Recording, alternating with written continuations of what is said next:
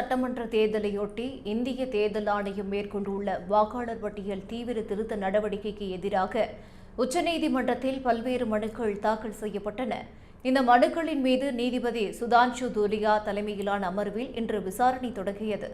மனுதாரர்கள் தரப்பில் மூத்த வழக்கறிஞர்கள் கபில் சிபல், அபிஷேக் சிங் சிவி, கோபால் சங்கர் நாராயணன் உள்ளிட்டோர் ஆஜராகி வாதங்களை முன்வைத்தனர். தேர்தல் ஆணையத்தின் சார்பில் கே வேணுகோபால் மற்றும் ராகேஷ் திவேதி ஆஜராகினர்.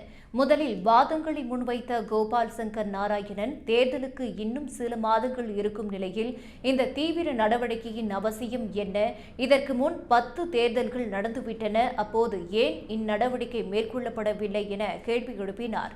மேலும் குடிமகனாக இருப்பதை நிரூபிக்க தேர்தல் ஆணையம் 11 புதிய ஆவணங்களை மட்டும் ஏற்கின்றது என்றும் கூறினார்.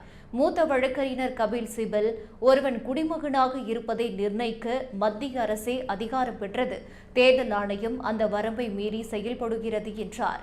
தேர்தல் ஆணையம் சார்பில் பதிலளித்த வாதங்களில் ஒருவர் வாக்களிக்க இந்திய குடிமகனாக இருக்க வேண்டும் என்பது சட்டம்.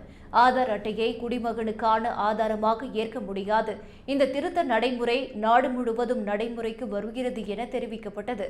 அப்போது நீதிபதிகள், இந்த நடவடிக்கையை தேர்தல் இல்லாத நேரத்தில் மேற்கொண்டு இருக்கலாமே, இப்போது ஏன் மேற்கொள்கிறீர்கள் என தேர்தல் ஆணையத்திடம் கடுமையாக கேள்வி எழுப்பினர். மேலும் குடிமகனின் அடையாளத்தை நிரூபிக்க புதிய ஆவணங்கள் மட்டுமே ஏற்கப்படுவதாக கூறப்படும் நிலையில் 20 ஆண்டுகளாக மக்கள் வைத்திருக்கும் வாக்காளர் அட்டை மற்றும் ஆதார் அட்டையை ஏற்க மறுப்பது நியாயமா என கேள்வி எழுப்பினர். தேர்தல் ஆணையத்தின் மூத்த வழக்கறிஞர் ராகேஷ் திவேதி, வாக்காளர்கள் இல்லையெனில் நாங்களும் இல்லை. மதம், சாதி அடிப்படையில் பாகுபாடு காட்ட முடியாது. வாக்காளர்களை சிரமப்படுத்தாமல் நாங்கள்தான் வீடு வீடாக சென்று பட்டியலை சரிபார்க்கிறோம் என்றார்.